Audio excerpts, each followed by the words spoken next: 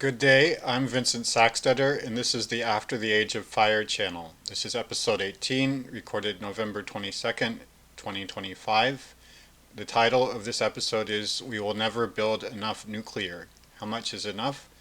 Enough is to provide for all of our energy consumption today.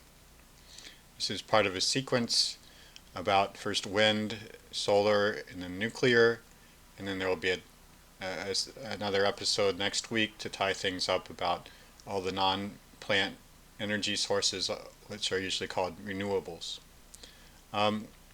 Just to recap what this channel is about, it's kind of a prepping channel, but it's not your average prepping channel. I'm talking about, for the next at least 50, maybe more episodes, we'll be talking about where we've been, where the human race has been over the last 250 years. We've been doubling our consumption every 22 years, consumption of pretty much everything. I focus on energy because it's easy to track, but really everything. And then somewhere around now, give or take 20 years, we're coming to the end of this doubling.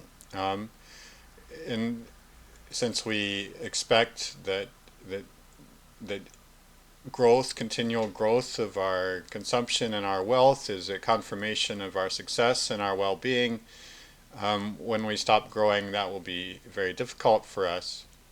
So I'll be looking at where are we now with that process of ending the doubling, and what will happen next, how to get ready for what comes next after our continual explosive growth finishes, and what's the best way to prepare yourself, your family, for the new life that we'll have once this doubling every 22 years ends, and what is most likely to see you through so that 20 years from now, 50 years from now, your life is flourishing even, and how would you increase the chances that your family line will continue, that your children will have grandchildren, and so on, and that they'll be doing well. That's kind of what I'm about. I'm not talking about day-to-day or year-to-year crises like a financial crash or a war. I'm talking about the crisis that we're in the midst of. We're finishing 250 years where we've gotten used to continual growth. We're coming to the end of that, and what will life be like after that ends? And how do we prepare for that? Right now I'm looking over our energy budget. That's what we've been doing for several episodes. How much energy we use. We use on average around the world, this is the average across the world, of around 46,000 calories per person per day. Most of that, 90% of that, is coal, oil, and gas, and then another 15,000 or so of food, fodder, and wood. And we already covered coal, oil, and gas, and sometime in the next 100 years, we just will find it's a lot more difficult to obtain them. They won't quite run out, but we'll have to work harder for it, and we'll have to make more sacrifices for coal, oil, and gas, and we'll start to judge whether those sacrifices are worth the effort. Like, for instance, it used to be that to get coal we sent armies underground, and we don't do that nowadays. Will we be interested in doing that again? And if we do, how much coal will we get? Sooner or later we'll have less coal, less oil, and less gas than we have now. And then right now, during this sequence, we're looking at wind, solar, and nuclear to see whether we could make up the difference from those sources. And so far with wind and solar, both of those struck out. The problem was that not that we can build a lot, we can build enough if we had unlimited money, but the amount of money that we would need to spend in order to supply our current energy consumption, 46,000 calories per person per day, would be about the same amount as building another house for every family. Now, most families don't have the resources or the money and so on that they need to build a second house. Our governments don't have the resources to build a second house for everyone, and actually many of our families don't have the resources to build even to even own their own house. So I don't think we're going to spend enough money on wind or solar to build, to build enough to supply our energy consumption. Uh, and I think maybe we might spend as much as we spend on cars. So that's about a third or a quarter of what we spend on that would supply a third or a quarter of our energy use. That would be an average of 4,000 per person worldwide, or it would be twice that in the rich countries, or 20,000 or so in the United States. Then you take that by multiply that by 4 for the United States. That would be 80,000 for an average family of 4 that they might be willing to spend for wind or solar, but and no more. That's as much as if an average family of 4 owns 4 cars, they'll have spent somewhere around 80,000 for those cars. They won't be willing to shell out, say 3 or 400,000 for their wind or solar. So now we come to nuclear, and the question is, could we supply all of our energy consumption with nuclear? And we'll get, in this episode, we'll find that the final answer is roughly, again, no. But nuclear is a lot more complicated to understand than wind and solar. And actually, I spent 6 months this year writing the portion of the book on nuclear. It went on. It's a very long text, and because nuclear is kind of a Russian doll. First you find one answer, then you look a little deeper, and then you find another answer hidden within that, and then you look a little deeper, and yet another answer comes out. And so I've organized it in 4 layers of this Russian doll. Part of that is because since 1945, when the atomic bombs were detonated in Japan, nuclear has been at the core of the experience of the human race. The geopolitics, the balance of power, and all of the considerations of what's safe, and also our imagination of our future and of our present. Compared to nuclear, wind and solar are kind of external additions that nuclear somehow remade the structure of our if it were a house, it would have been a complete revision of the structure of the house. I'm talking about the way we think about ourselves and our societies, while wind and solar are something tacked on, some facade or a new roof. So when you get into nuclear, as I have, you just find that it's really deep, and it goes on, and it's full of mysteries.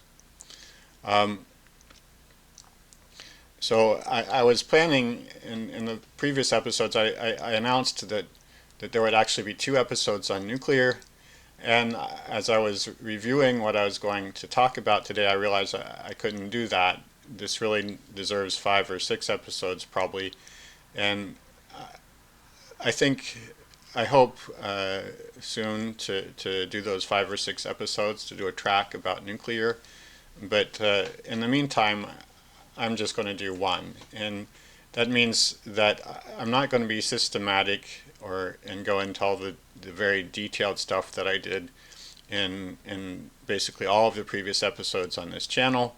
I'm going to give still some technical details and some specifics, but this is just a bird's eye view of the subject. So with that said, I'll launch in the Russian doll. So the first layer is and it's what I'm going to spend most of this episode on, is the price of constructing nuclear energy. And that's what I was talking about with wind and solar. How much does it cost to build? How to get it set up and generating. And in the end, after discussing various mysteries, the end result is that it's higher than wind and solar. So if we can only provide a third or a quarter of our current 46,000 calories from wind and solar, I mean, using the amount of money that we're likely to spend, then we won't be able to provide even that much using nuclear. Then the next layer of the Russian doll is meltdowns and other releases of radiation, of radioactive materials, and I'll concentrate on meltdowns. And when you take into account meltdowns, the price of nuclear just becomes, it soars into the stratosphere, and you can't even guess at the price. It's way too high. If you wanted to consider meltdowns in the equation, you just wouldn't build nuclear. Then the third layer of the Russian doll and will be, and this will really be more that something that I'll deal more in the sequence about nuclear if I get to that. But so here I'll just say a few words about it. Is radiation or releases of radioactive material really so terribly bad for our health? Certainly if you, certainly if you walk up to a piece of plutonium or of nuclear fuel after it's been in a fuel in a nuclear power plant, if you walk up to it and hold it in your hand, you can kill yourself. But there are lots of other things that can kill you too. And is a release of nuclear radiation really something that we should be so terribly afraid of? Sure, be afraid of it, but should we really be so much more afraid of nuclear radiation than we are of so many other things around? And what can we be sure of about the health effects of radiation? And it turns out it's hard to be sure about the health effects of small amounts of radiation, the kind of the amounts that an average that most people would receive after a meltdown. Maybe some people working in the nuclear power plant or close to the power plant may receive amounts that are large enough that we can be pretty sure of what the health effects will be, but most people around, who would be evacuated today, the people who would be evacuated today, almost all of them have received low enough doses that we can't be sure if there will be any health effect or how big it will be. And then the last question is, last layer of this Russian doll is, are we too careful about nuclear energy and about radiation? And if we are too careful, when and how would we change our safety practices and be a little more judicious about our care about radiation and about nuclear safety? And why would we do that? And in the end, my conclusion is that right now, while coal, oil, and gas are cheap, relatively speaking, cheaper than they will be, I don't think there's any chance that we'll change our radiation safety practices. But when they become harder to get, and when countries begin to have problems keeping their lights on, or their capitals' lights on, or keeping their armies powered, or running their hospitals, then some countries may reconsider and think maybe we don't have to be so obsessed about safety when other things hang on the question of whether we build nuclear power. So I'll just say a few words about that at the end. Most of this episode will be about the price of nuclear power, and then we'll come to those toward the end. So first I want to talk about what do I mean by nuclear energy, when I'm talking about the price, what is it, what is the thing that we're talking about the price tag of? And I'm talking specifically about full-size nuclear reactors as they are built today, modern ones. A modern one, in technical language, is generally around 1.2 gigawatts, give or take a little bit. So I'll say 1.2. They produce a little less than that on average when you consider that they have to be shut down from time to time, roughly yearly, for maintenance and refueling. And so, and to put that in a more accessible language, one nuclear power plant, one modern power plant, produces about the same amount of energy as 1,100 wind turbines do in the United States. This is the average production of the wind turbines, not their peak production when the wind is blowing full force. You remember that wind turbines in the United States generally produce only about 1/3 of the energy that they would if the wind were blowing at full force, because the wind is not always blowing. So you take 1,100 average wind turbines in the United States, producing their average amount of energy production, and that'll be the same as a nuclear power plant on average. So if you, and could we build enough nuclear power plants, full-size nuclear power plants, to take care of everyone's energy use today? Yes, we could. We would build 16,000 nuclear power plants worldwide. That would be 35 times the current number. The current number is around 450. So there would be one nuclear power plant for every 500,000 people. In the United States, since the United States uses more energy, there would be one nuclear power plant for every 100,000 people.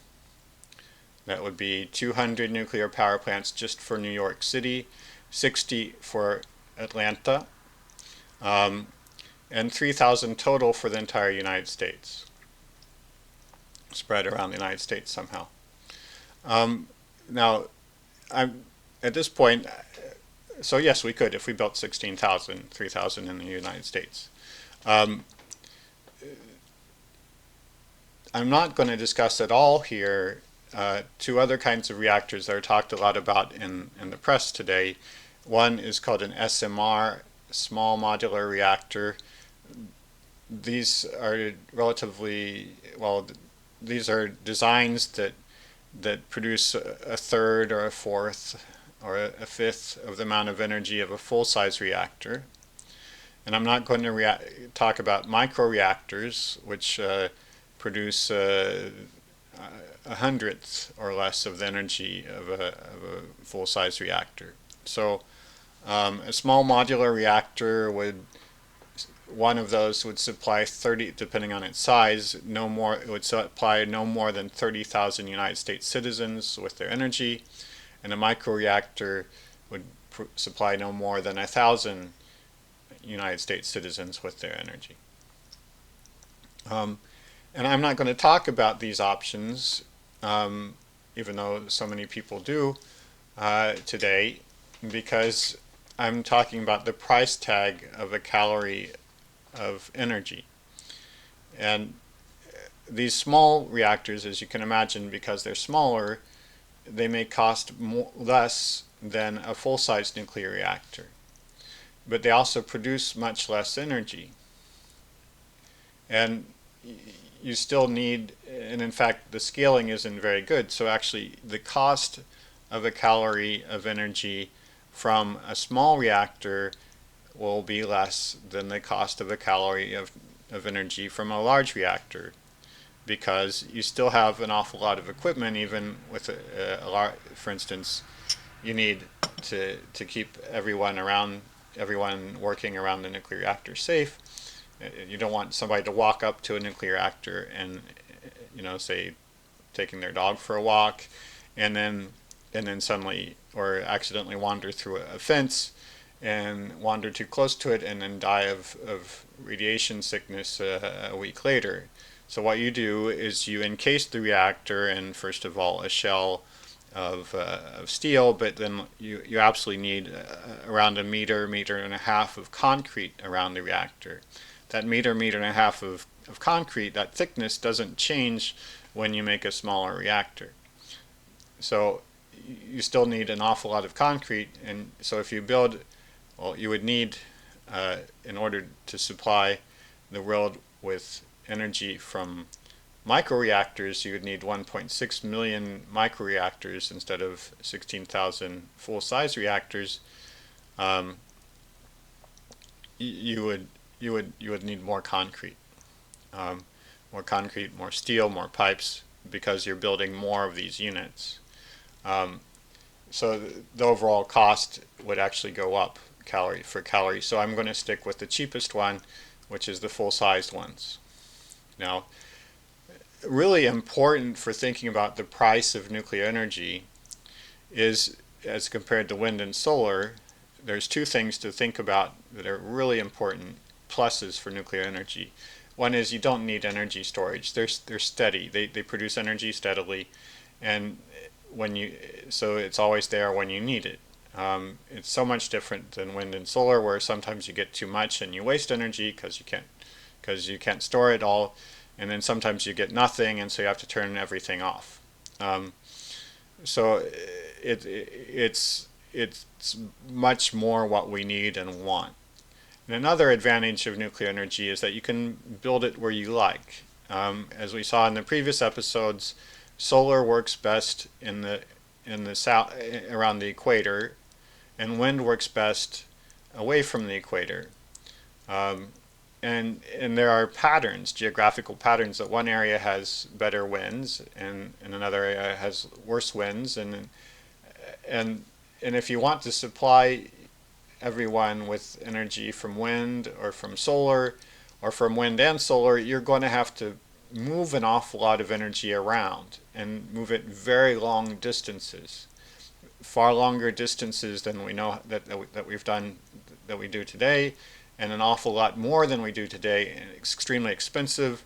You have to line up really strong commitments between countries and between continents and somehow ensure that those commitments stay in force for 30 or 50 or more years. It's really risky. So it's hard to do that with wind and solar. And nuclear, you can just build the nuclear pretty close. You'd be building 16,000 of these units anyway, so you just build each one fairly close to who's using it. Now there are 450 or so full-size nuclear reactors in operation today supplying electricity, and I want to tell a little bit about where they are. There's around 94 of them running in the United States today. That's been the leader. The United States has been the leader since the beginning. Then there's around 58 in France, and just around in these years, China is surpassing France. So it's at parity right now and going past France. And then there's Russia and South Korea have a number of nuclear reactors, and then there are roughly 30 or so countries with a few nuclear reactors. Generally, these countries didn't build them themselves. They were built and sold to them by the leaders in nuclear energy. It's also important to know that Europe, the United States, Canada, and Japan, so the West plus Japan, have essentially stopped building nuclear reactors already for more than 20 years. So with all that said, this is what we'd be building if we wanted to supply ourselves with nuclear energy. How much would it cost? So let's start with the cost of nuclear energy in the United States. And this is an official number, and then I'll be considering and reconsidering it, whether to believe it, and what the real cost might be. So this is the United States Energy Information Administration. It's an agency of the United States government. They publish regularly an estimated cost for building a nuclear reactor, and they estimate that the cost, this is translating from their figure into calories and so on, the cost of supplying an average person, not an average United States citizen, with nuclear reactors at that cost. The nuclear reactor would be like $9 billion. The cost of providing 46,000 calories per person per day would be $17,000 per person. And then in the rich half of the country, because the rich half of the world, because the rich half uses twice as much, the cost would be $35,000 per person. And then the United States uses twice as much again, so an average United States citizen, to supply their 210,000 calories per person per day, would need to spend $78,000 on nuclear reactors. So these costs are roughly similar to the costs of wind and solar that I laid out in the previous episodes. And they're too high. They're the costs of a house. And as I explained already, we aren't going to build a second house for every family. Supposing we spent instead the amount that we spend on cars, then that would be enough to buy roughly 11,000 calories per person per day for an average person around the world. So that's around a quarter of the average worldwide energy consumption. That would be 3,400 reactors worldwide, not 16,000. And it would be 8 times our current inventory of nuclear reactors. These numbers are roughly competitive with wind and solar.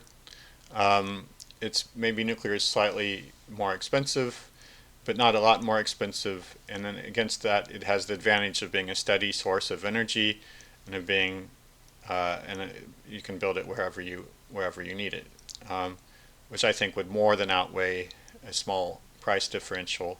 So if the United States Energy Information Administration's figure were correct, then it would make sense to build nuclear all the time.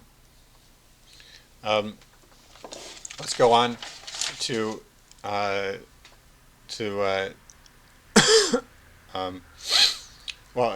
but it's not correct. There are two problems with this figure. One is that it leaves out interest payments on building the nuclear power plant, and the second one is that nuclear power plants generally come with cost overruns and delays and risk. So I'll talk about interest first, and then I'll come to the cost overruns later. What about interest? Well, a nuclear power plant, full-size one, costs $9 billion.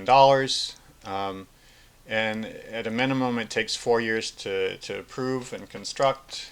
And nuclear power plant construction times can easily be delayed and stretch on even to 15 years before. And then once the construction is finished, then you turn it on, and then you begin to gradually repay the investment.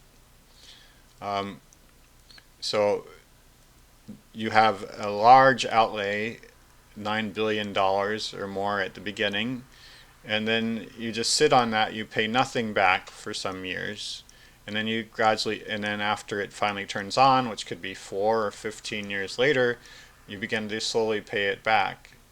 And this is not, you don't get low interest rates on that debt, the $9 billion of debt. Why don't you get low interest rates? Because cancellations can happen, and the whole thing is risky.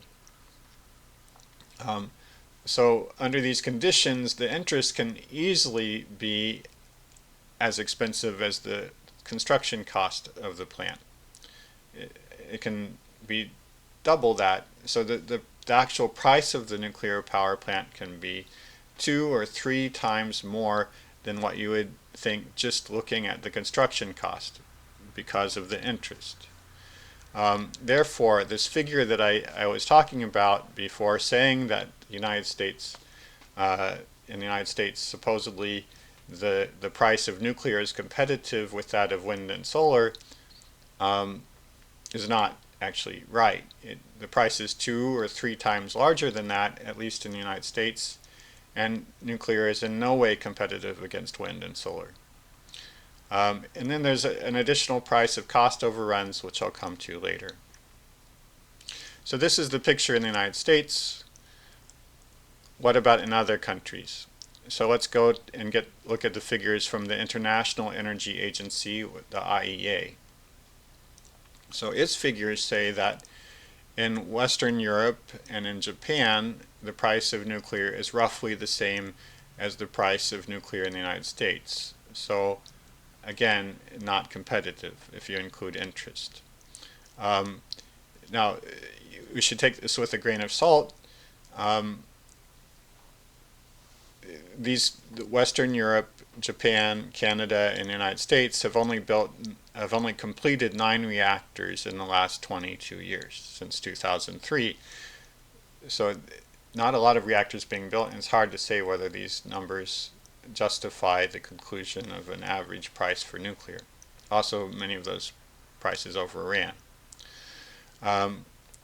Then the IEA says that in India, the price of nuclear is around 1/2 of that in the United States. India also hasn't been building a lot of nuclear power plants. And then lastly, the ones that have been building nuclear power plants recently, there's China, South Korea, and Russia. And the IEA says that these countries build nuclear power plants at 1/3 the price of a nuclear power plant in Western Europe and the United States and Japan. So specifically, China has built 51 of them in the last since 2003. South Korea has built 10, and Russia has built 11 on their own soil. So they have some experience, and they certainly, each of these countries has built more nuclear reactors than Western Europe, Canada, United States, and Japan put together. So you can have a little more confidence in these figures, but there's some reason to be skeptical that these figures, these prices in China and South Korea and Russia are really so low. They may be misreported. So the governments, these are government enterprises, and governments can do interesting accounting. Often governments do that, whether in the free world or in other countries. And moreover, these prices are not necessarily the final prices of the reactors after all is said and done. And researchers, in fact, these are average prices. They may not even be representative of individual power plants that were completed. So if at least I don't have the data on the price of each of the 51 nuclear power plants that were completed in China in the last 22 years. And I don't know how to get those numbers. Maybe somebody does, but Western researchers, the ones that in Europe and in the United States, have complained that they don't have that much information about the prices of the final prices of individual nuclear reactors in China, South Korea, and Russia. Then there's another reason to doubt, other than hearsay. There's another reason to doubt that the price is really so low. It's that China has sold nuclear reactors to Pakistan, South Korea has sold nuclear reactors to the Emirates, and Russia has sold them to Bangladesh.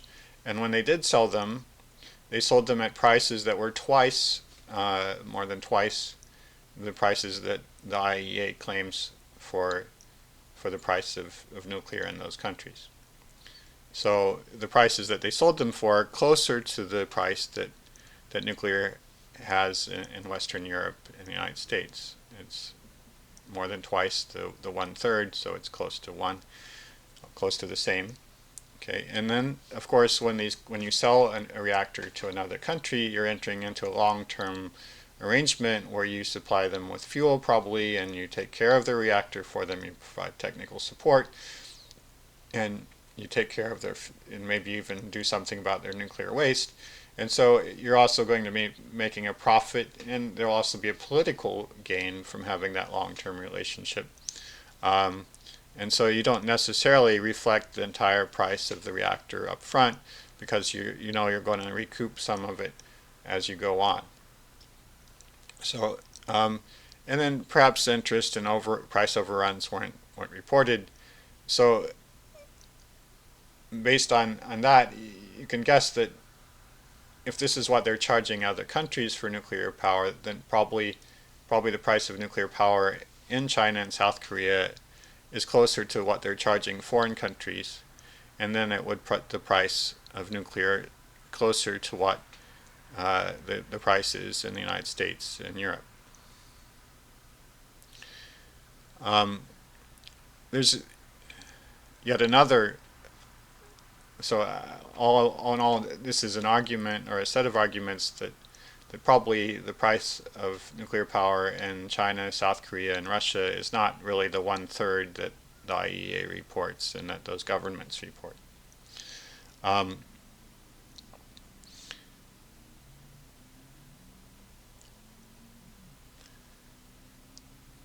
there's another argument, which is that if the cost of nuclear were really the same as or less than wind or solar, as those prices indicate, then if you have a price that's competitive or lower than wind or solar, and then you also have a power source that's steady, no batteries needed, and that can be built wherever you like, then nuclear would be far superior to wind and solar.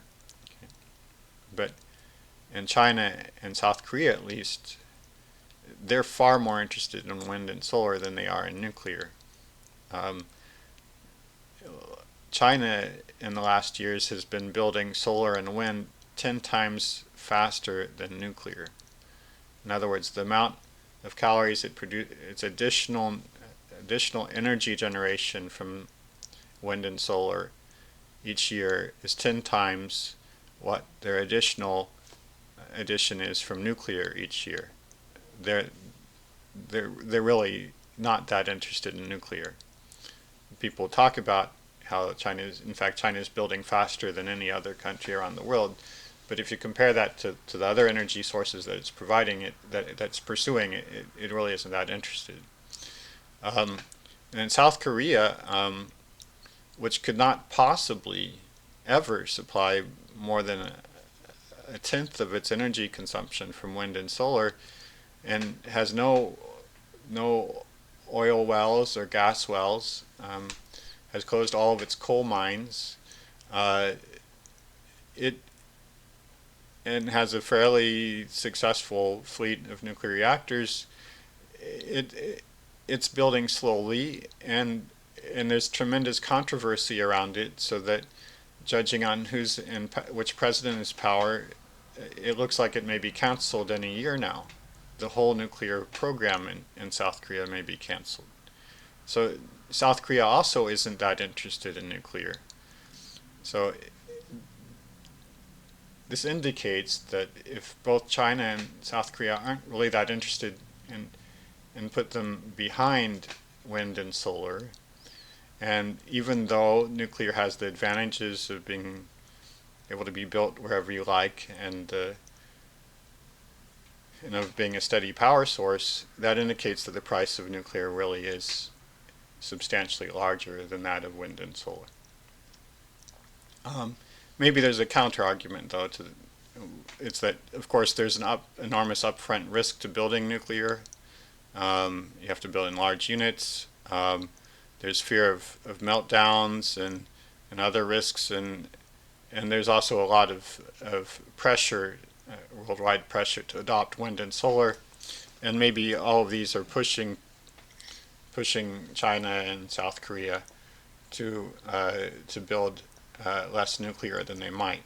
I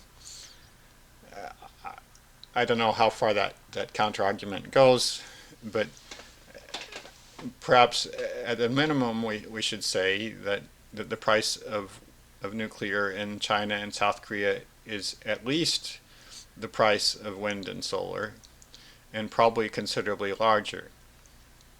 So that would mean that the price of nuclear is, if it's the same as wind and solar, that would put it around the same price as the price of nuclear in Europe and the United States, the quoted price, not the price with interest and overruns.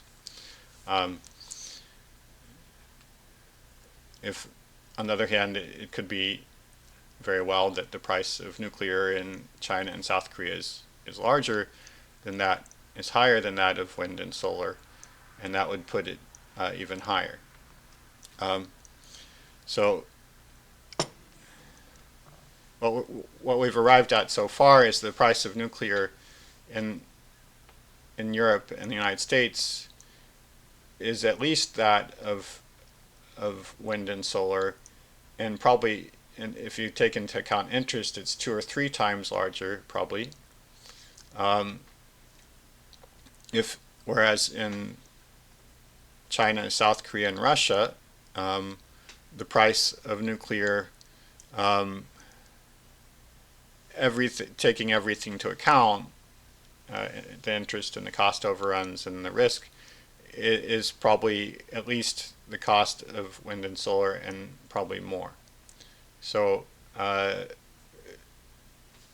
what I'm trying to say is that certainly in Western Europe and United States and Canada and Japan, the real cost of nuclear is 2 or 3 times larger than wind and solar, whereas in China, South Korea, and Russia, the real cost of nuclear is at least the cost of wind and solar, and probably a bit larger.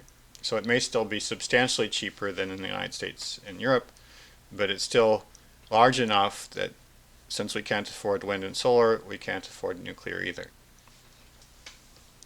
We could supply, however, probably, according to the Chinese and Russian and South Korean prices, whatever the real price is, we could probably supply 10,000 or so calories per person around the world with nuclear.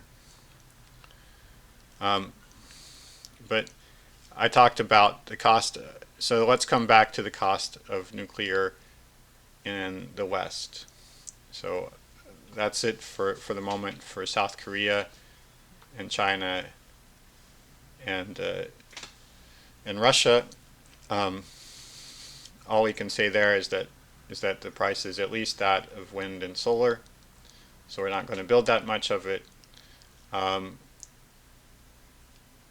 for the West, I've said already that if you include interest, the price of nuclear is 2 times that of wind and solar.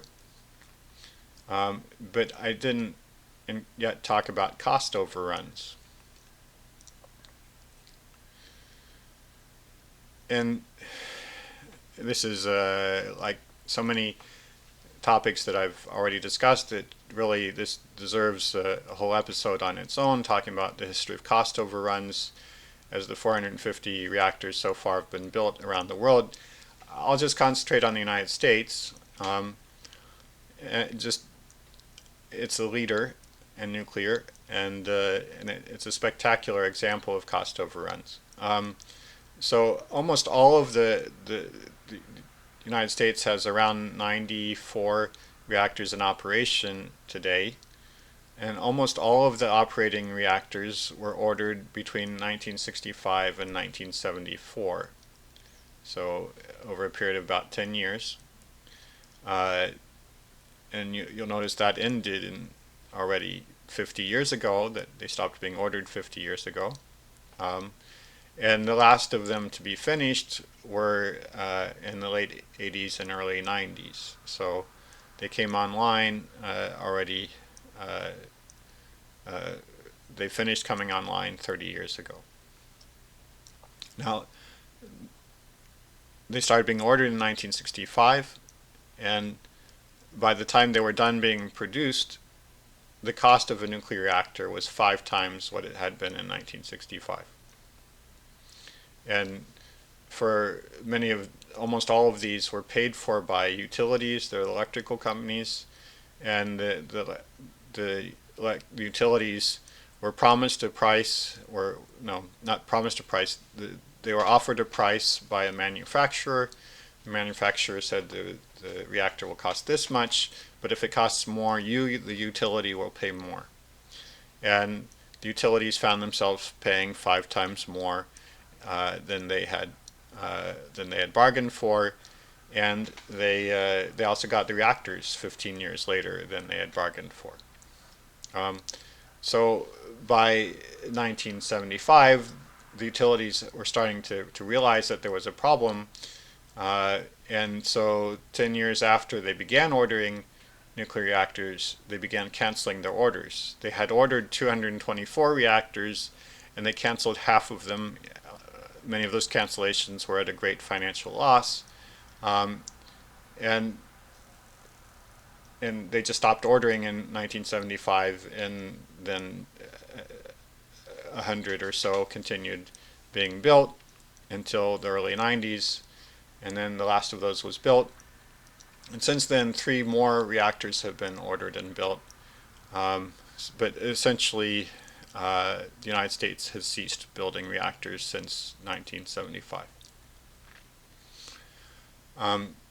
And part of the reason was these enormous cost overruns and delays. There were other countries that persisted longer in building nuclear reactors. Some of the bigger examples are France and Japan and Canada. And these also experienced some cost overruns, sometimes very significant cost overruns and delays. And all of them have by now ceased building. So from 2003 onward, as I said, Europe, Canada, the United States, and Japan have finished a total of 9 reactors. We're done. And it's not clear whether, since we're not building and we can't get things together to start building again, it's not clear that we'll ever build at the prices that China and Russia and South Korea claim. What is clear is that the few that we've built recently were spectacularly expensive. So overall, the basic picture for nuclear energy's cost is that, at least in the West and in Japan, nuclear is so expensive that it's far more expensive than wind and solar, and there's no reason to build it. And that in China, Russia, and South Korea, the price may be similar to that of wind and solar, or it may be a bit larger, so maybe you might consider building it.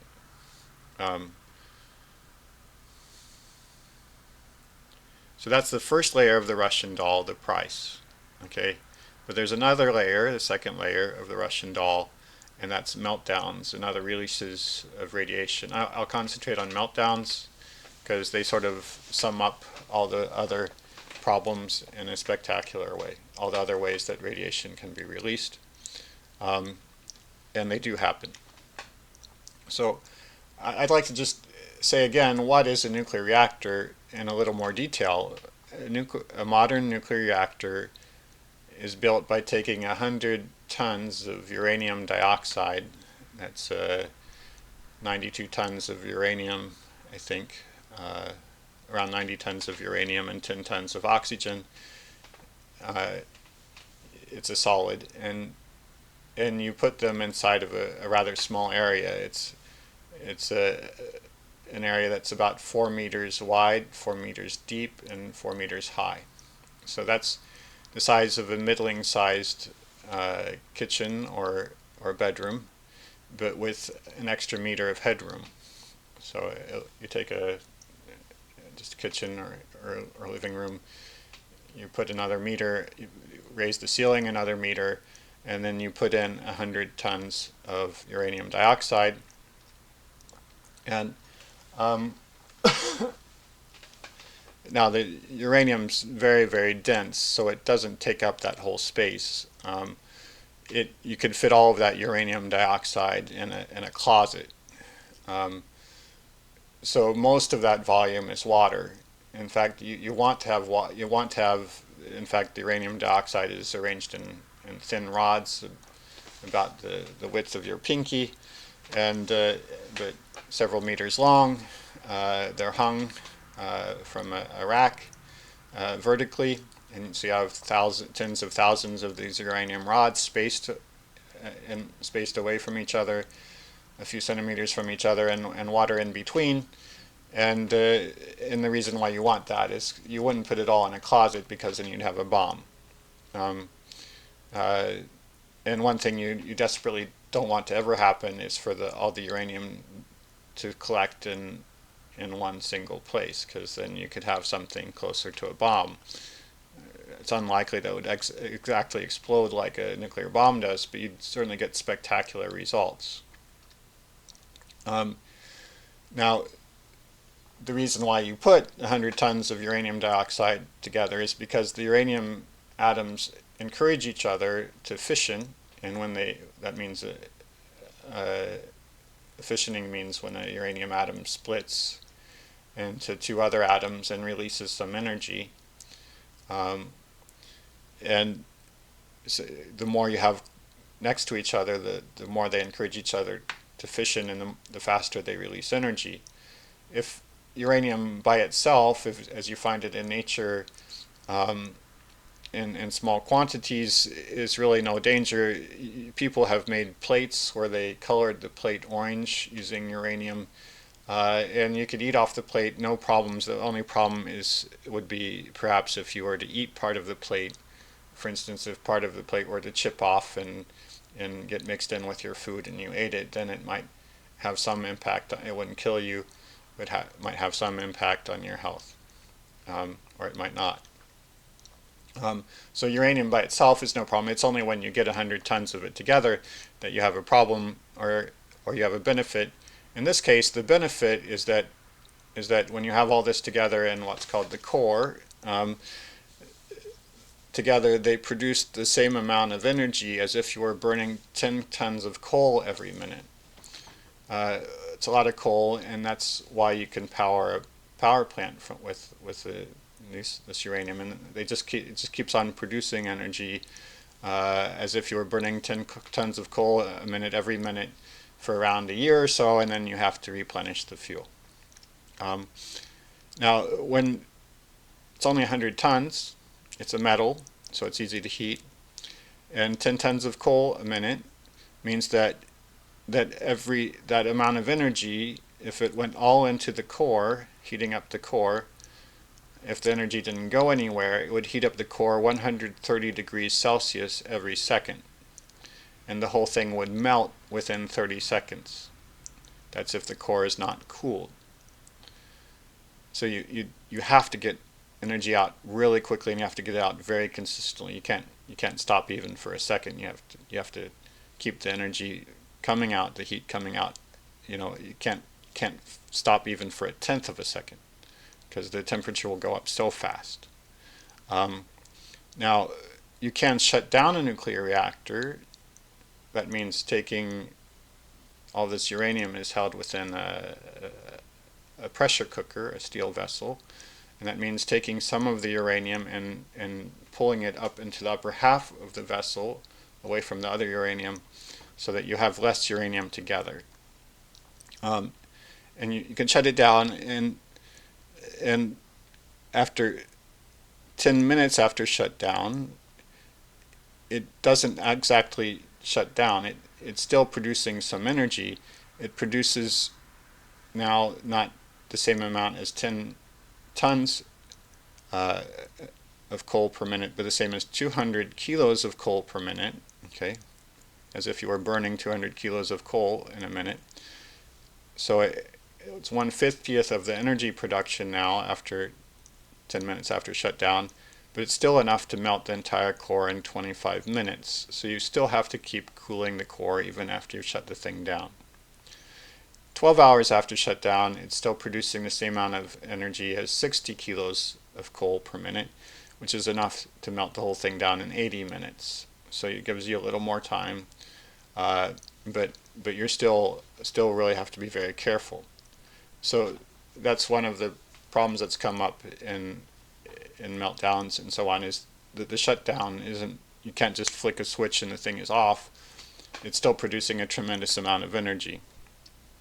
Now, and then one more thing is that when you remove the fuel and replenish a nuclear reactor with new fuel, the fuel that you remove will continue producing heat for years and radiation. And so what's done is people, there are large pools of water, and you just take your fuel that you're finished using, you put it at the bottom of a pool of water, and a couple meters of water is enough to keep people above the pool safe from radiation. You can walk around the fuel as long as there's enough water from, and also, and then also the water will also keep the fuel cool. Now this whole thing is in a steel pressure cooker because you want, it's the way that these reactors are architected. You don't to control the when you heat up water, it'll either turn into steam or it will, or else you need to have it in a pressure cooker. There's lots of pipes going in and out, and then all of that has to be inside of a blanket of 1.5 meters of concrete so that people walking around outside the reactor don't die. So now extreme heat, extreme pressure, radiation also damages materials because suppose the steel, you have steel around the uranium, and that steel is receiving radiation, and the radiation will turn the iron and that steel into other elements. So after a while, the steel won't be pure steel, and it won't be what you planned on when you built the reactor, and so it won't be exactly what you need from the reactor anymore. So there's radiation damage and interesting chemistry, and the whole thing is covered in several blankets of material, and it's a very complicated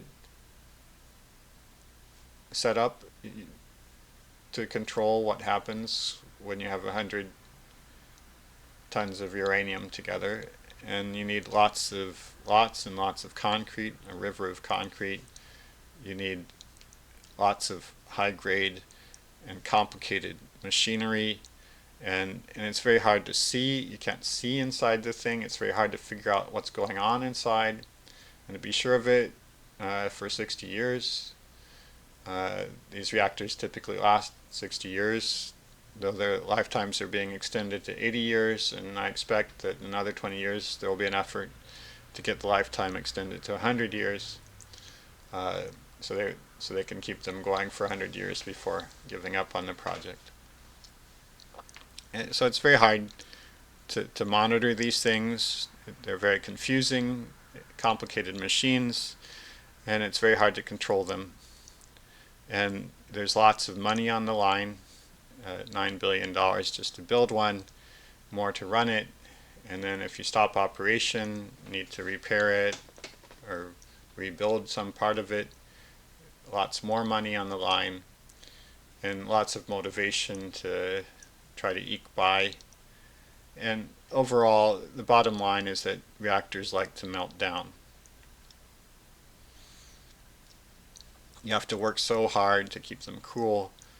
A fraction of a second is enough, is a mistake, and so much complicated and confusing machinery, so much money on the line, and it's just really hard to do, to keep them cool for 60, 80, 100 years. So they like to melt down, but then also for horse riders, horses like to run away, but we found our way to ride horses. Why can't we just find a way to run a reactor? We'll just be more careful, more systematic, more scientific, more planned, and we'll perfect our plans. Why not? Well, there's something, I want to talk about something called organizational failure. In fact, when people started building commercial nuclear reactors, we thought we could master all the intricacies and the difficulties if we just devote enough attention and enough care, and we're consistent, we're scientific, we're modern people. We will figure it out, and we'll operate them well and consistently. But that was an illusion. If you wait long enough, every human organization will take it that with any particular goal, and in particular a safety goal, will eventually take its eye off the ball and stop making its first priority be its real first priority. Every organization is under many pressures, so even if you set it up to do one particular thing and do it well, it will eventually find that it's dealing with other things and will lose its focus. This is called organizational failure. It'll arrive, any organization, any human organization will arrive at a state where there are many things going wrong, okay? So that if one thing doesn't go wrong and ruin it, something else will sooner or later. So, for instance, we can think of all the old civilizations, all the strongest fortresses, where entire cities and countries had their lives on the line, and sometimes they maintained the fortresses for 1,000 years, and then one fateful day somebody breached the walls and the whole thing was leveled and everybody inside was killed. You can keep on it, you can be very, very good, you can have every reason in the world to keep things safe, and sooner or later some generation will screw up. But we see it today also, not just historically. There was one very famous example is the U.S. space shuttle program, where the United States devoted a huge amount of money and resources, top scientists, huge amounts of talent to building the space shuttles, 5 of them, and they were supposed to be absolutely safe, and somehow the organization convinced itself that it could launch something like 10,000 flights, 10,000 of these shuttle flights before the first disaster. It did that after, and then that was very early when they'd launched only 20 so far, and then before the 30th, the Challenger blew up. And so when people analyzed afterwards what had gone wrong, they saw that the organization itself had been under a lot of pressures and things and been trying to make a very safe space shuttle, but it also had a lot of other things to do. It thought it was being rigorously safe. It convinced itself it was being rigorously safe. Almost everybody thought that things were very, very safe, but they were making decisions for the wrong reasons and under a lot of pressure, and they couldn't possibly have guaranteed safety for 10,000 flights anyway. It's a very hard thing to put a big vehicle into space, and this was a first of its kind.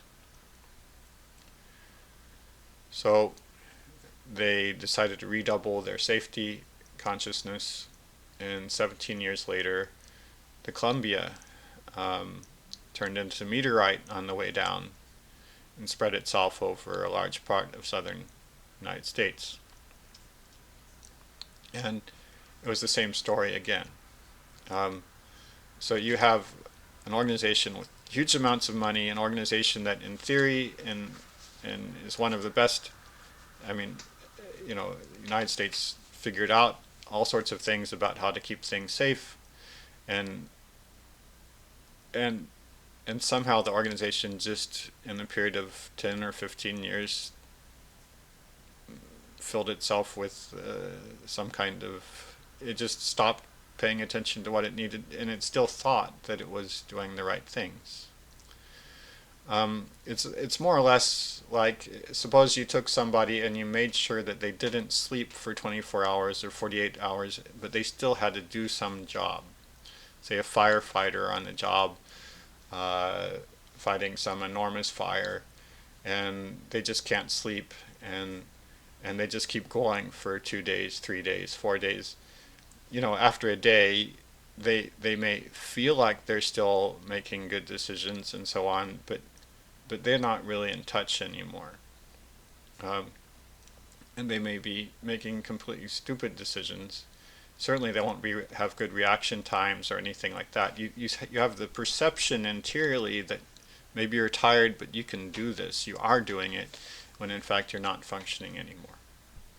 And that's what organizational failure is. Now usually when something goes wrong, when a space shuttle turns into a meteorite, or when a military organization accidentally shoots its own people, or when a chemical factory releases chemicals and kills 3,000 people around it, or when an oil refinery blows up. Usually after that, people look back and look for culprits. They try to find something in particular that went wrong, and they look for something to blame or someone to blame, maybe even corruption. But in general, with organizational failure, that's a waste of time, because if you look at these organizations, you find that lots of things were going wrong all at the same time, and if one thing hadn't gone wrong today, another thing would have gone wrong months from now or a year from now, whenever. So what I'm saying is, overall, is that when you have an organization that's tasked to do something, sooner or later it will fail. That's the way humans are for some reason. Sooner or later we stop keeping our eyes on the ball, and we fail, and something goes wrong. Okay, happens every time. What's not sure is when it's going to happen. So it's, and an organization that hasn't failed spectacularly yet can pride itself on we're doing it right and blame all the others. But the fact is, sooner or later it does happen. It's predictable even while being unpredictable. Unpredictable as in where, when, and why, the specifics of the why. But what's predictable is that it will happen, and fairly regularly. Refineries do blow up, dams do collapse, oil platforms in the sea do light on fire, ships do sink, and so on. Ferries kill 1,000 people at a time, and medical equipment starts killing its patients. Medicines get mixed with poison. These things happen, and they happen seemingly unpredictably, but they happen regularly. And it's the same thing. Nuclear reactors and the organizations that manage them are no exception. So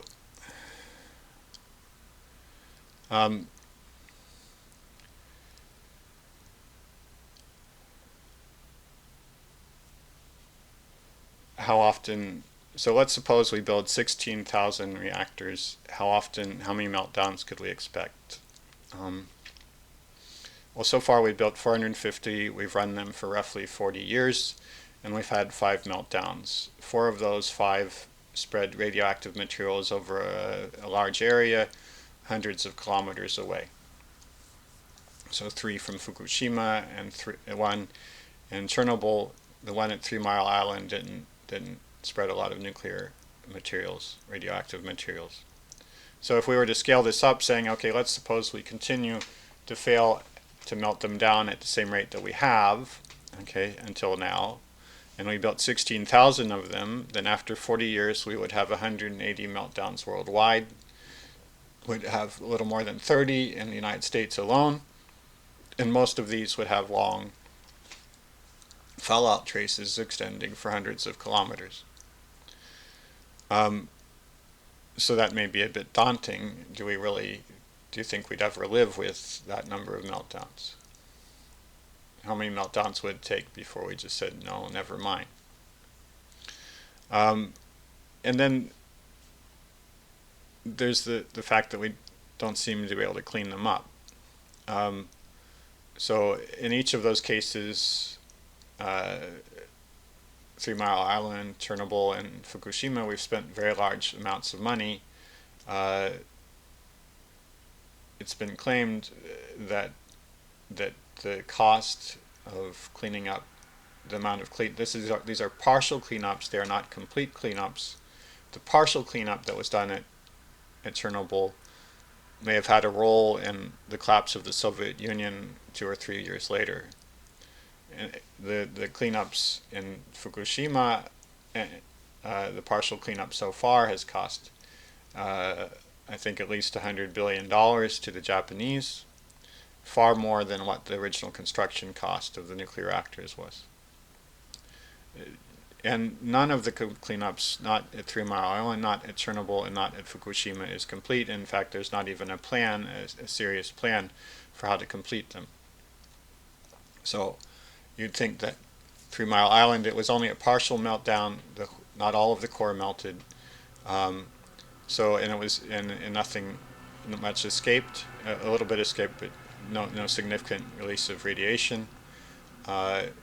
So what about why isn't that finished? Well, what they did was they got inside the core, and there was 99% of the material of the reactor of the uranium fuel was still inside the core. So then they were able to pull that out and cart that off to some dump. 1% of the fuel inside the core got into machinery and pipes or escaped the core, was outside of the steel pressure cooker somewhere, and maybe in thin deposits here and there, and it's much harder to figure out how to get that out. So instead, they did the first 99% in 10 years at some large cost, but then there was a much more expensive bit to do, the last ton of fuel, and so instead they deferred it. They deferred it for several decades, and then there was a plan to restart the cleanup in the last few years, and so the United States government paid a company. The company guaranteed that they would clean it up, and they were paid a specific amount of money, and they started the cleanup, and already in the first year or two, the costs were far higher than they had projected. And they had been paid a specific amount of money by the United States government, and they were supposed to do the entire cleanup with that amount of money. They couldn't go back to the United States government and say, okay, it costs more than we thought. So what did they do? They decided that they could, supposedly with their mathematical modeling, they said, okay, well, we still have some money left over, so what we'll do is we'll shut down for 20 years, and then after 20 years, the amount of money that we have left over will have accumulated interest, and it will have accumulated enough interest that we'll be able to restart operations, restart the cleanup, and we'll assume that this time when we restart the cleanup, it will cost exactly what we thought it would, and therefore, since we'll have the money plus interest, we'll be able to do the cleanup then. So what they've done is they've pushed the cleanup back 20 years under a set of invented assumptions about how much interest they'll get and what the cost will be 20 years from now, and whoever is working there now is not going to be the same people who are going to be working in 20. So essentially it's a form of graft. There's no real plan to clean up 3 Mile Island. You look at now the situations in Chernobyl and in Fukushima. What happened there was much more catastrophic and much harder to handle, and there's little idea of, I mean, there's a lot of work, and to me it seems, I haven't seen anything that looked to me as dishonest as what I understand from 3 Mile Island, but certainly there's no end in sight to the cleanup. And in fact, in neither of those places have they even really started the cleanup of the core. So partial cleanups are just immensely expensive, and we can't finish them. When I say a partial cleanup of Chernobyl and of Fukushima, I mean the stuff outside, the farmland, the forests, the towns outside. When I say that they haven't finished, that they haven't even begun the cleanup of Fukushima and Chernobyl, I mean the stuff inside the nuclear power plant, they haven't started that, and they don't know how really.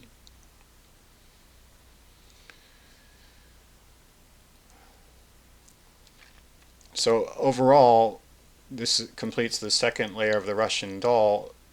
nuclear meltdowns are such a big problem that the cost of nuclear power is infinite, practically speaking. It's, we had a discussion of the price of nuclear power. If you just talked about construction costs and stuff, it's already expensive. But then when you think about meltdowns, and a single meltdown can cripple a large industrial modern country can be crippled by a single meltdown. There's no way you can break even if you take into account meltdowns. Okay, the third layer of the Russian doll is how poisonous is radioactive material anyway? The stuff that hundreds of thousands of people experience, that they're affected by when there's a meltdown and the material escapes. Okay, and it's hard to say, really hard to say. I'll tell you what we know. We know that you can. I'll talk about amounts of radiation in terms of the number of chest X-rays. So, if you got the equivalent of 300,000 chest X-rays, then you would have a 50-50 chance of dying. All of that in one day. Okay. On the other hand, if you spread those chest X-rays out, 100,000 a day, or 30,000 a day over months, or 1,000 a day over months, it wouldn't kill you. It's when it comes all in one day, because then your body can't repair itself. In fact, we do that sort of thing with cancer therapy. You get a lot of radiation during cancer therapy, and it doesn't kill you because it's spread out. So that's 300,000 is what's called the LD50 dose, 50-50 chance of killing you. Okay, if you get smaller doses in one day, then like if you got, say, 30,000, you might not even get sick, and you would recover, and after you recovered, you'd seem like you're completely back to normal. However, you would have a slightly increased chance of cancer. Typically, that would come when you reach old age, not soon. So, the smallest dose, single-day dose of radiation that we can talk about, that we really know what the effects are, is 6,000 chest X-rays in one day. And what that would do, if I got 6,000 chest X-rays today, then being a United States citizen, my chance of cancer during my lifetime is anyway 1 out of 4. 25% of United States citizens die from cancer. And if I got those 6,000 X-rays today, then my chance of cancer would increase from 25% to 25.5%. So it would increase by just a slight increment over my chances already, which are already very good of dying of cancer. So, and in fact,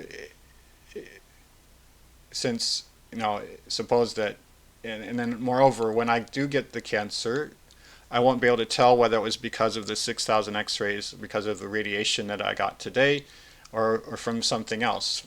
1 out of 4 people die of cancer in the United States, and similar rates in many other countries around the world.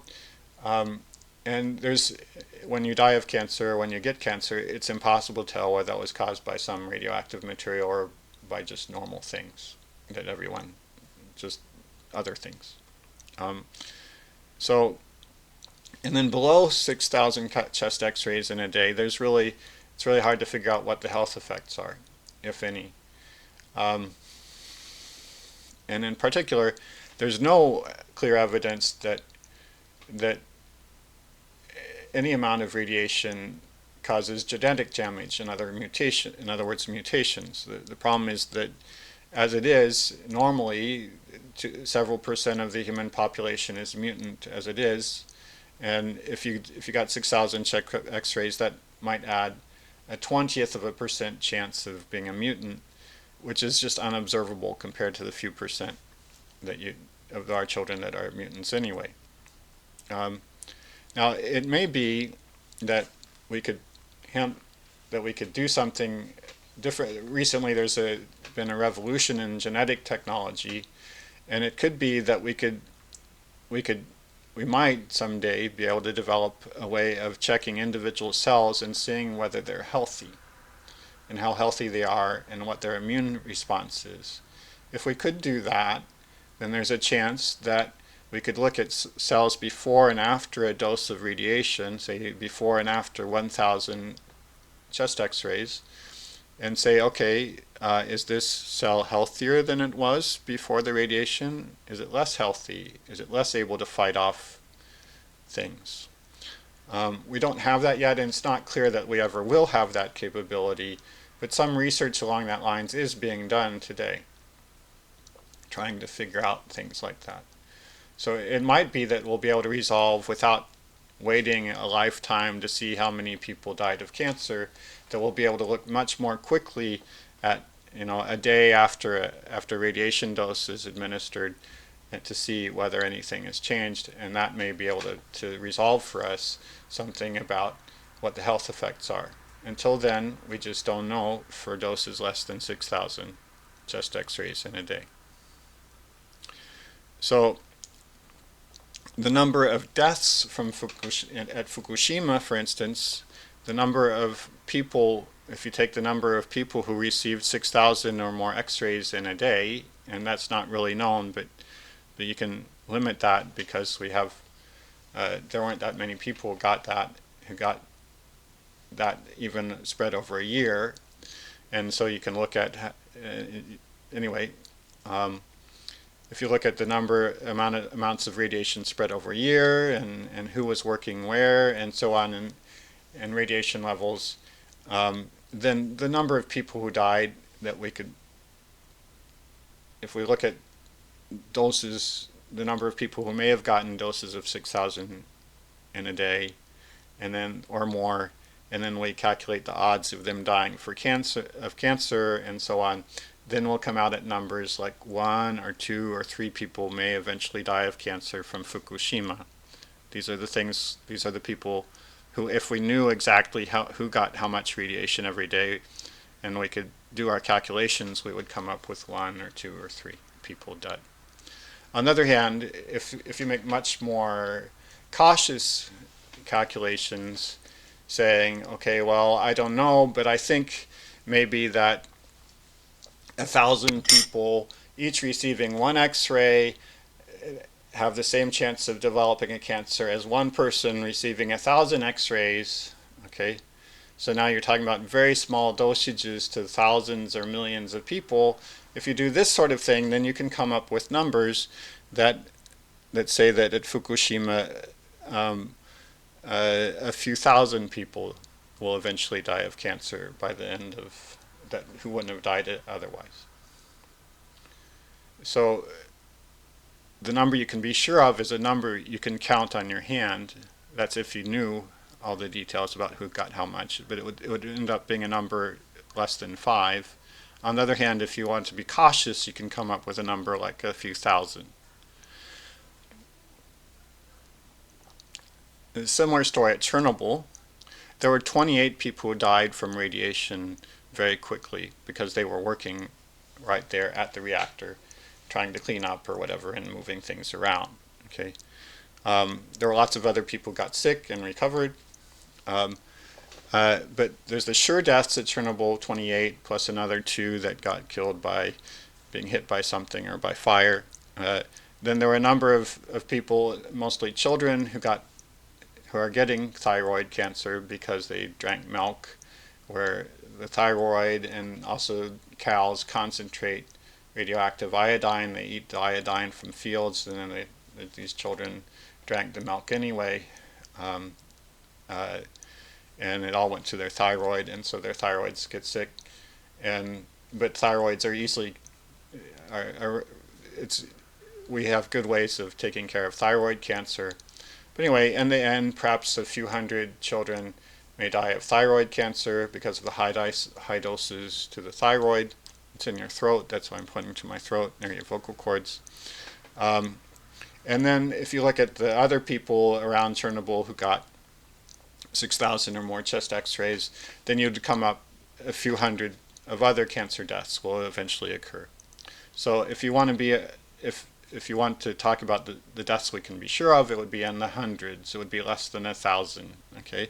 On the other hand, if you want to be cautious and say, okay, a single X-ray's worth of radiation causes some health effect and some increase in your cancer chances, then you get numbers more like 18,000 or 42,000 deaths by 2065 from radiation released by Chernobyl. Now that's among a population, all of Europe, where 120 million people will die of cancer by 2065. So you have 120 million people dying of cancer, and perhaps somewhere between 20,000 and 40,000 additional cancers will occur because of Chernobyl.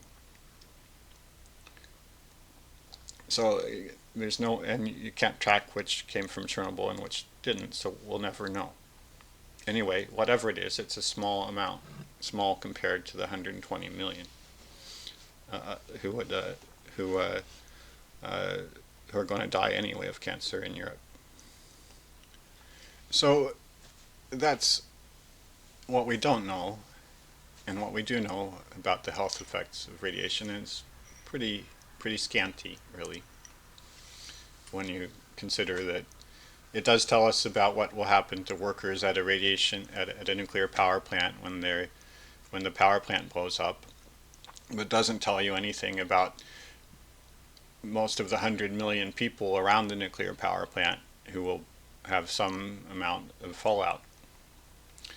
So, but since we don't know, we can ask, do we really have to be so cautious about radiation as we are today? So I want to talk a little bit about our caution that we're exercising today. Right now, all powers worldwide, governments, all sorts of bodies, and so on, are firmly behind saying that one extra chest x-ray per day is too much. So there are some specific limits. United States is representative of this, so I'll talk about the United States.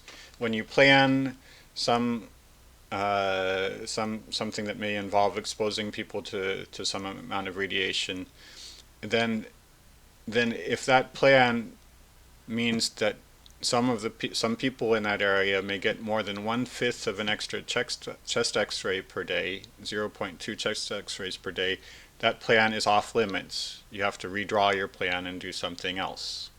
Now, there are certain jobs that are high radiation jobs, and for those people, they can get up to 9 chest x-rays per day.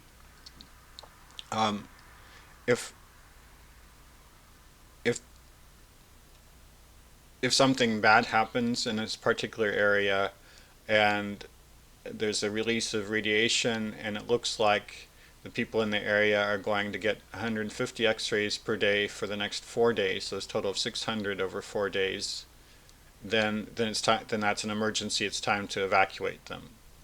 Or in other circumstances, suppose that for the next year you expect people to get an average of 4 chest x-rays per day for the next year, then it's time to evacuate. That's also an emergency. So these numbers are interesting because as it is, the worldwide average is that on average worldwide we all get on average a chest x-ray per day just from natural sources, from our furniture, from our house, and even from our own bodies, our own food.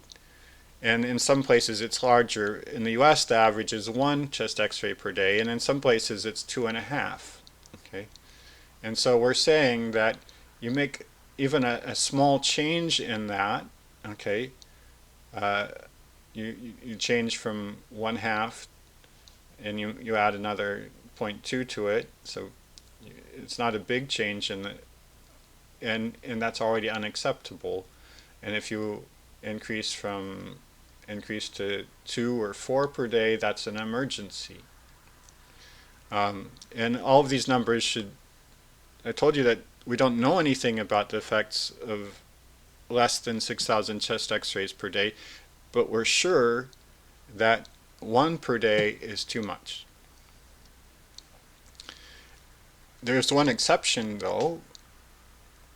We do allow large amounts of radiation from medical sources. So a CT scan, which we have millions and millions of them every year now, typically is 600 chest x-rays in one blow. And some CT machines, modern ones, do 1,000 chest x-rays in one go. Okay, and we allow that. And also our cancer treatments, we have a kind of cancer treatment called radiation therapy, and the radiation therapy means that you irradiate the human body with the equivalent of 100,000 chest x-rays each day, 5 days a week, for more than a month. Now you're doing that to save somebody's life, but in general these people, if they recover from the cancer, they go on to live healthy lives. And we allow that. But for any other sort of man-made radiation, we don't allow more than a fraction of an X-ray per day. And that's a big part of why nuclear power is so expensive. We are really worried about it, and we go to tremendous lengths to control it in a way that we don't control other dangers. We don't control the danger on the road anything like the way that we control the danger from radiation. We feel like a meltdown is the end of the world. It's the worst kind of disaster. Maybe, maybe not. Okay? So I think that if we didn't have this extremely cautious approach to radiation, nuclear power might be less expensive. I don't think it will ever be cheap. I don't think it'll ever be cheaper than wind and solar in particular, because you have a very complicated machine. You're trying to do something very hard. But it would be a lot cheaper. It would be competitive with wind and solar. And if Fukushima killed less than 5 perhaps, then maybe we won't think that a meltdown is something to spend $100 billion cleaning up after. Okay, that's the main thing, main point of the 4th layer of the Russian doll. But I don't think that we're going to change our caution anytime soon. As long as coal, oil, and gas are pretty cheap the way they are now, we have no real reason to make the entire world structure reorganize itself the way that would be necessary. I think that things could change about our safety standards only if we get to the point where countries begin having problems keeping their lights on, keeping their hospitals going, keeping their armies powered. Okay? In that case, a country may realize that it can get a real advantage over its neighbors by building nuclear power to a lower safety standard, still still trying to be safe, but not obsessing about it as much as we do today. And it could also learn, so first of all, if a country did that, then after 50 years, everyone could tell whether all of them had turned into mutants and whether they had turned their land into a wasteland, okay?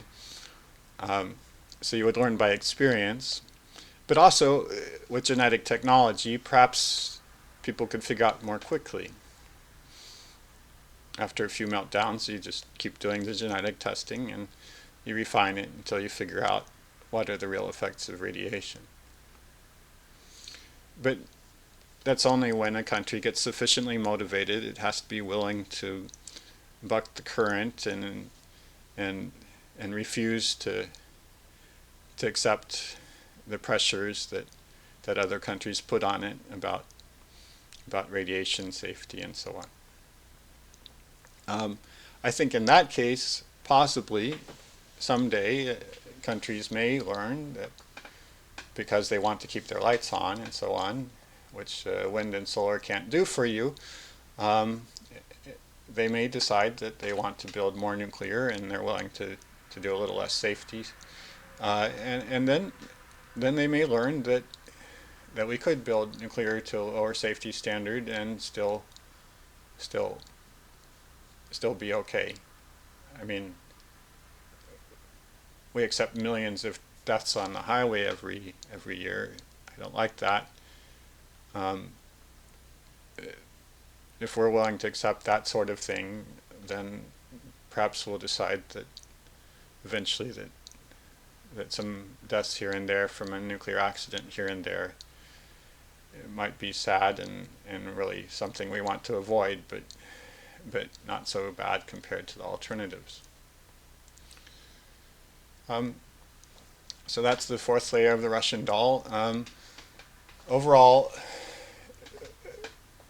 we aren't going to build much nuclear at all anytime soon. Certainly not as much as wind and solar.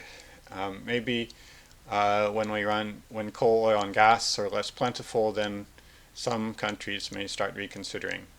But until then, it's just too expensive. It would probably be more practical to just shut them all down right now.